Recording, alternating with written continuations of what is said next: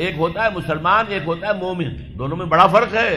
देखिए, मुसलमान तो हम हो गए विरासत के तौर पर, हमारे माँ बाप मुसलमान थे, हम भी मुसलमान। तो मोमिन तो ऐसे विरासत में नहीं बनता आदमी। क़ालतिल अराबु आमन्ना क़ुल लम तुमिनू वलाकिन क़ूलू अस्लमना, सूरह हुजरात की आयत नंबर 14। ए नबी, ये बद्दू जो है ये दावा कर रहे हैं कि हम ईमान ले आए। आप इनसे कह दीजिए तुम ईमान हरगिज नहीं लाए हो। वलाकिन क़ूलू अस्लमना, यूं कहो कि हम इस्लाम ले आए हैं। वलम्मा यदखुलुल ईमानु फी क़ुलूबिकुम, अभी तक ईमान तुम्हारे दिलों में दाखिल नहीं हुआ।